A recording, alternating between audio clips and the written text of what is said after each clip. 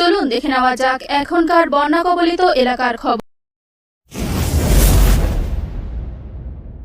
লালমনিরহাটের মানুষ বন্যার পানি অপসারণে প্রয়োজনে রাস্তা কেটে ফেলার নির্দেশ প্রধানমন্ত্রীর। জানাবো এ নিয়ে বিস্তারিত।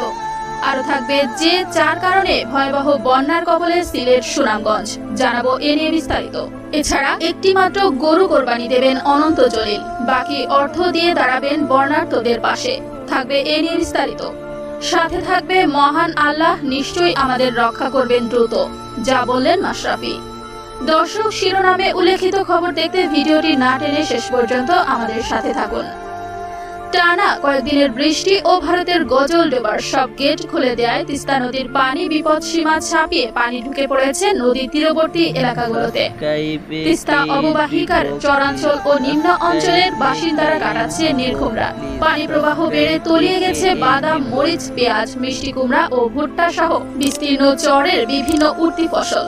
দেশের সর্ববৃহৎ সেচ প্রকল্প তিস্তা ব্যারেজের ডালিয়া পয়েন্টে 44টি সুইচ গেট খুলে রাখা হয়েছে। এদিকে বন্যার পানি অপসারণে প্রয়োজনে রাস্তা কেটে ফেলার নির্দেশ প্রধানমন্ত্রীর। শনিবার 18 জন এই কথা জানান স্থানীয় সরকার, পল্লী উন্নয়ন ও সমবায় মন্ত্রী মোহাম্মদ তাজুল ইসলাম। তিনি বলেন, সিলেটের বেশিরভাগ রাস্তা তলিয়ে গেছে, রাস্তার উপর দিয়ে পানি প্রবাহিত হচ্ছে। প্রধানমন্ত্রী নির্দেশ দিয়েছেন, কোথাও কোনো রাস্তার কারণে পানি অপসারণে বাধা পেলে সেই রাস্তা যেন কেটে ফেলা হয়। এর দায়িত্ব স্থানীয় সরকার প্রকৌশল অধিদপ্তরকে দেওয়া হয়েছে।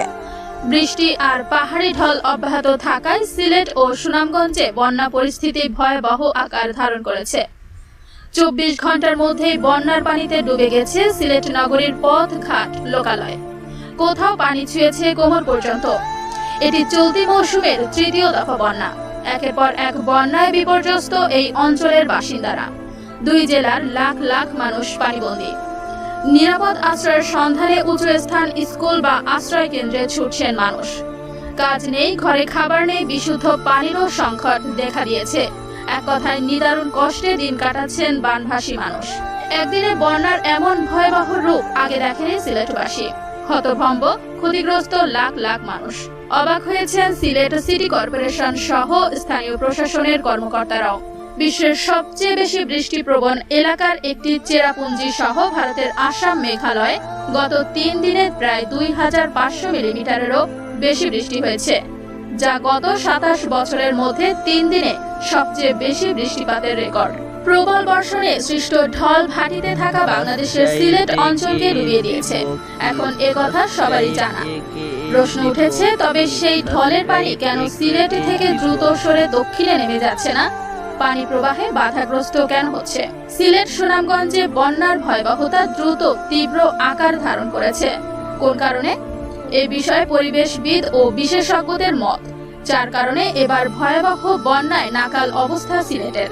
সেগুলো হলো নদীর নাব্যতা, সংকট, হাওরে অপরিকল্পিত বাঁধ ও সুইচ গেট নির্মাণ, হাওর, বিল, ঝিল ভরাট, নির্বিচারে পাহাড় টিলা কাটা। সে কারণে সমাধানের পথগুলো হচ্ছে সিলেটের প্রধান 2 নদী সুরমা, কুশিয়ারা সহ অন্যান্য নদ নদী খনন করা এবং সিলেট নগরের ভেতর দিয়ে প্রবাহিত প্রাকৃতিক ছড়াগুলো দখলমুক্ত করে খনন করা।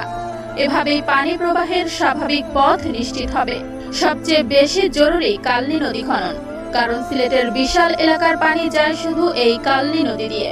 এ বিষয়ে সিলেটের শাহজালাল বিজ্ঞান ও প্রযুক্তি বিশ্ববিদ্যালয়ের পুর ও পরিবেশ কৌশল বিভাগের অধ্যাপক মুশতাক আহমেদ বলেন, সিলেট থেকে পানি বের করে দেওয়ার একমাত্র উপায় নদী খনন। দীর্ঘমেয়াদী পরিকল্পনা নিয়ে সঠিক নকশা ও পদ্ধতিতে সিলেটের নদীগুলো খনন করে দৈর্ঘ্য, প্রস্থ ও গভীরতা বাড়ানো। পাশাপাশি নির্বিচারে সিলেটে পাহাড় টিলা কাটা, পুকুর ভরাট থামানো উচিত। বিশেষ করে সিলেট এলাকার পানি বের হওয়ার জন্য যে একটা মাত্র পথ আছে, অর্থাৎ কালনী নদী, সেটাকে খনন করলে দ্রুত বন্যার পানি সরে যেতে পারবে। প্রয়োজনে কিছু সংযোগ খাল যদি তৈরি করা যায়, তাহলেও পানি দ্রুত বের হবে। বাংলাদেশ পরিবেশ আন্দোলন সিলেটের সাধারণ সম্পাদক আব্দুল করিম চৌধুরী কিম মনে করেন, নির্বিচারে হাওর ও বিল ভরাট করায় পানি ধারণ ক্ষমতা অনেক কমে গেছে। তাই মুষলধারে বৃষ্টি ও ভারত থেকে নেমে আসা ঢলের পানি ধারণ করতে পারছে না সেগুলো। তিনি বলেন, পানি ধরে রাখা আমাদের অসংখ্য হাওর, বিল বা জলাধারগুলো সরকারি বেসরকারি ভাবে ভরাট হয়ে যাচ্ছে। এই কাজ আগে বন্ধ করতে হবে। এদিকে প্রথম দফা বন্যার পর দ্বিতীয় দফা বন্যার আশঙ্কা নানাভাবে প্রকাশ করা হলেও সে বন্যা মোকাবেলায় সরকারি কোনো উদ্যোগের কথা জানা যায়নি। অথচ মানুষকে সতর্ক করা উচিত ছিল। দায়িত্বশীল মহল থেকে মানুষকে সতর্ক করা হলে এখন সিলেটের মানুষকে এমন দুরবস্থার মুখোমুখি হতে হতো না।